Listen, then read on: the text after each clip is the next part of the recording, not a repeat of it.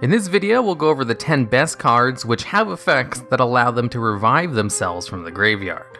And at number 10, we have the OG revival card, and that is Revival Jam. This was one of the first self-reviving cards released in the game, and even made a prominent appearance in the anime, as it was a key component in allowing the main character to obtain one of the god cards.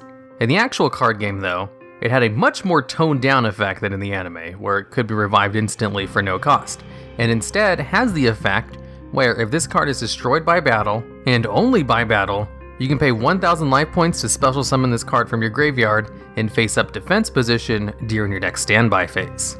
So at the cost of 1000 life points, you can have a card that revives itself every turn, which means you can't use it very often to stall out forever, as 1000 life points for this kind of effect is kind of steep. This card's only really on this list because of its iconic nature, and is absolutely terrible garbage compared to every single other card you'll see on this list. And at number 9, we have Infinitrack Earth Slicer. This is a level 9 Exceeds monster that has an effect where, while it's in your graveyard, you contribute 1 Machine Link monster to special summon this card from your graveyard in defense position. And this card is a 3100 attack beat stick, which has an effect on field where you can detach any number of Exceeds materials from this card to destroy that many other cards on the field, which is a really good effect. And also, if this card destroys a monster by battle, you can attach that monster to this card as an Exceeds material. So, if you revive this card from the graveyard, you can just attack over one of your opponent's monsters in order to get more materials, which you can then use to destroy your opponent's cards. And if they do manage to get rid of this card, its self-revival effect isn't the hardest thing in the world to pull off, as it's just 1 machine-type Link monster. And the archetype it belongs to does have a Link 1 monster available to it, which coincidentally is machine type, making it a really good self-revival card, only brought down by the fact that it's a level 9 Exceeds monster, which is kinda hard to bring out, but not all that difficult to bring out within its own archetype. And at number 8, we have Stardust Dragon Assault Mode. This card has an effect where if your opponent activates the effect of any card, you contribute this card to negate the activation and destroy that card. And then, during your end phase, this card revives itself after using this effect. And not only that, if this card is destroyed on the field, you can revive the original Stardust Dragon from your graveyard, who has a similar effect to this card. Stardust Dragon Assault Mode contributes itself to negate one of anything, which is a really good effect. And then it will just bring itself back at the end of the turn to do it again. Even though this card is kind of difficult to bring out, I still think it's a really good self-revival card. Much better than its base mode Stardust Dragon, but then again, Stardust Dragon is 10 times easier to use and bring out, as it's just an extra deck monster with generic materials. But it only negates effects which would destroy a card on the field, whereas Assault Mode works on anything, and I guess that's why it's so difficult to use. You have to run Stardust Assault Mode in your main deck, who's basically a Garnet while in your hand, and you have to run a specific trap card in order to bring this card out from your deck. And even then, you still have to bring out the original Stardust Dragon. But if you do manage to get the card out, you have a great negate and a monster who revives itself every turn. And at number 7, we have DoomKing Balerdroch. This is a level 8 zombie monster who has an effect where during your standby phase, if there's a field spell card out, you can special summon this card from your graveyard in defense position. So, every turn, as long as either you or your opponent control a field spell card, you're able to bring out this 2800 attack beat stick in defense position for no cost other than just having a field spell card out. Not only that, it also has 2 other effects, and they only activate if another zombie type monster in the field besides itself activates an effect, which, if you control the field spell card Zombie World, applies to all of your opponent's monsters. And those effects are, you can either negate that effect, or banish 1 monster on the field or graveyard, and you can only choose to activate one of these effects per turn. So with Zombie World, you get 1 negate of a monster effect per turn, or you get to banish 1 monster on the field that might be a problem, which is really good as most decks are pretty monster effect heavy nowadays. Of course, if you don't want to play this with Zombie World, it also just works off of any other field spell card. It's just not guaranteed to activate its other effect and negate stuff, which is fine because it still can be used as a body for Link or Tribute plays, and is one of the biggest self-revival cards on this list, that's easy to use and fits in a ton of decks. And at number 6, we have Treeborn Frog. This card has a self-reviving effect similar to DoomKing, except its on-field conditions are to not control cards. During your standby phase, you can revive this card from your graveyard as long as you don't control any spell or trap cards, or already have another copy of Treeborn Frog on the field. And you can only use this effect once per turn.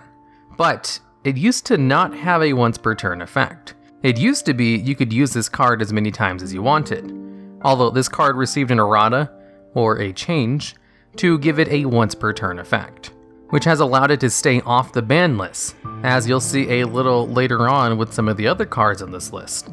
Despite Treeborn Frog's lack of stats, its most useful function was in Monarch decks as tribute fodder, as once per turn, before your main phase, you could just get a monster for free from your graveyard, which could then be tributed for a Monarch in order to activate its effects.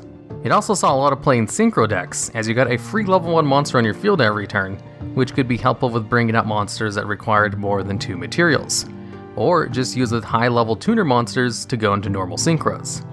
And Treeborn Frog is easy to send to the graveyard, as there's another really good frog monster called Swap Frog, who can both special summon itself from your hand and mill Treeborn Frog straight from your deck to the graveyard.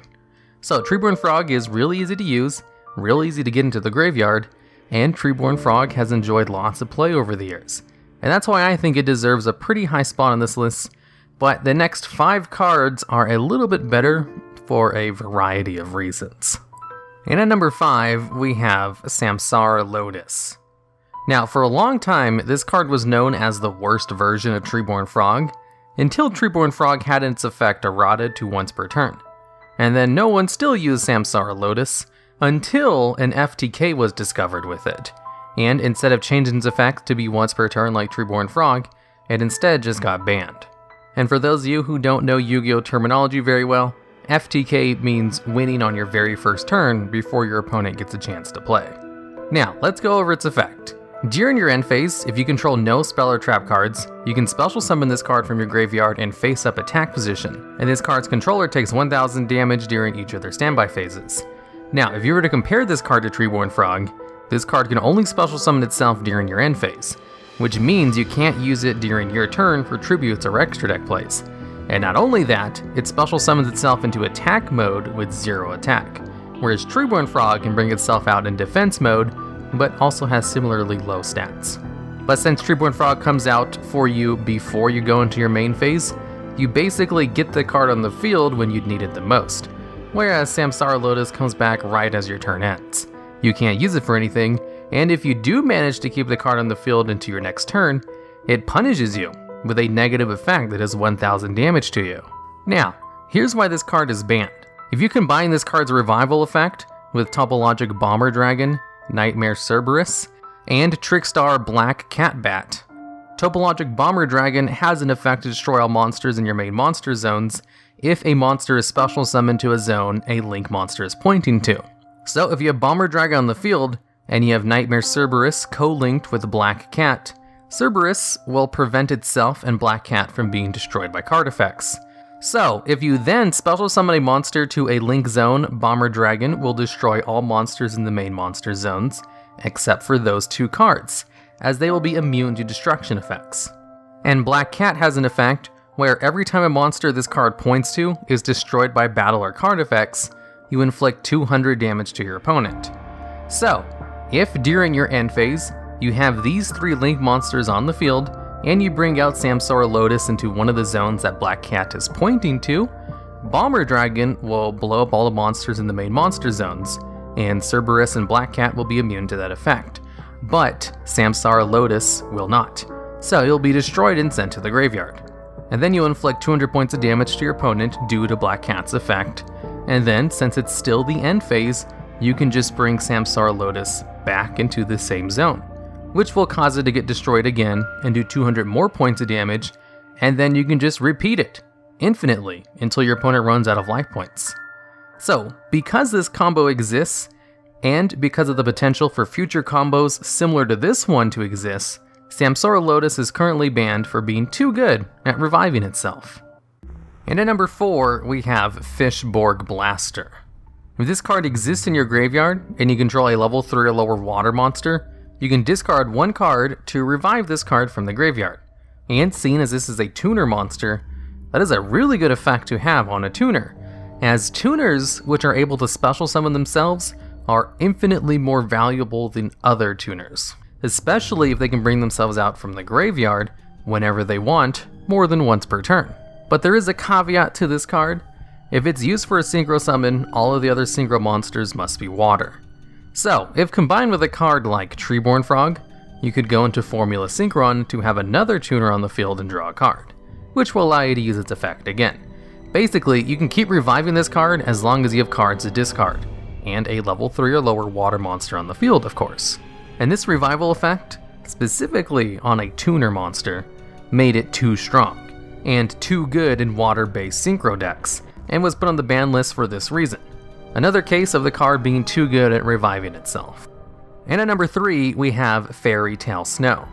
This card can revive itself from the graveyard by banishing 7 other cards from your graveyard, or from your hand and field as well.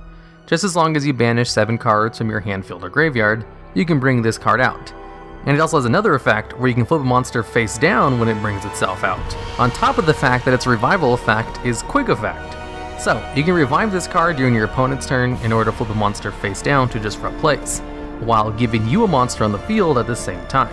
Now, this card was supposed to be balanced around the fact that you have to banish 7 cards in order to do this, which is a pretty steep cost. As in normal decks, you'd only be able to bring out this card once, maybe a few turns into the duel. But there were some decks that could easily fill the graveyard with monsters along with this card, to allow you to use Fairy Tale Snow many times during your turn. And then once Thunder Dragon decks started to use this card to banish all other monsters from the graveyard to gain their effects, they were able to gain huge pluses as well as get a monster on the field, or do this while disrupting plays during your opponent's turn.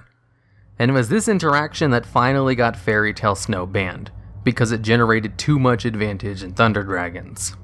Basically, if it wasn't for Thunder Dragons, Fairy Tale Snow probably wouldn't be banned, but it was either ban this one card or the entire Thunder Dragon archetype.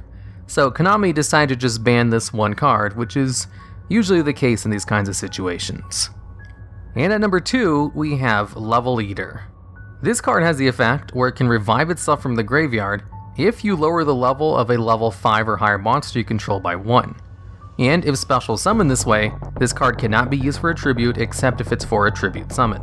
Its revival effect is very easy to accomplish, as you just need to manipulate the level of a level 5 or higher monster you control, and was mainly used in synchro decks with high level tuner monsters.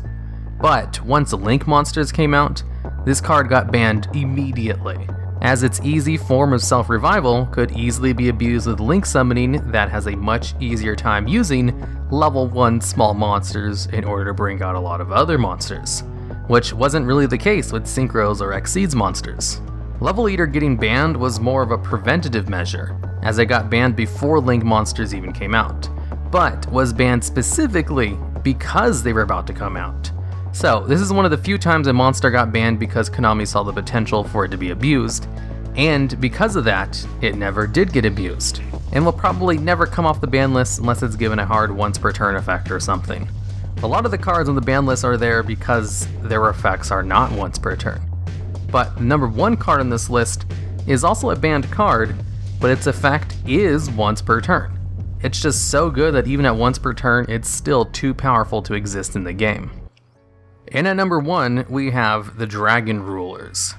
This is 4 cards for this number 1 spot because they all basically have the same effect.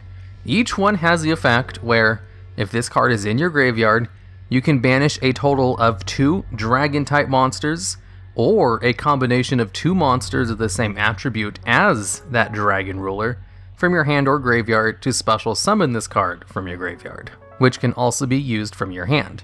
And all 4 of the Dragon Rulers had another effect, where if they were banished, you could add 1 dragon-type monster with the same attribute as them from your deck to your hand. And each one also had a third effect that they could only use from the hand, where you can discard themselves and what other monster of the same attribute as them in order to either destroy 1 card on the field, special summon any 1 monster from the graveyard, add any 1 dragon-type monster from your deck to your hand, or send any one monster from your deck to the graveyard. Now, even with all 4 Dragon Rulers having 3 effects each, they also had an effect that said they could only use one of their effects total per turn. So, they couldn't then use all 3 of their effects per turn, and had to choose which of the 3 to use. So, they could either revive themselves, search off of their banish, or use their hand effect. And even with the limitations of only being able to use one of these effects per turn, they were still way too strong, as a revival effect is incredibly easy to accomplish. You could play one of these cards in a deck full of other cards of the same attribute, and essentially get out a level 7 monster every turn to go into extra deck plays. Their hand effects are all good. 2 of them are similar to effects of cards which are currently limited on the ban list, Foolish Burial and Monster Reborn. And on top of that, if the Dragon Ruler is banished to summon another Dragon Ruler, you can search out another Dragon Ruler from your deck. The Dragon Rulers provided way too much advantage and ease of access, as their materials were any monster of their attribute or any Dragon-type monster, and you can combine those 2. So even with all of them given a hard once per turn for using any one of their 3 effects per turn, they were still too strong, and commonly considered some of the strongest monsters ever released.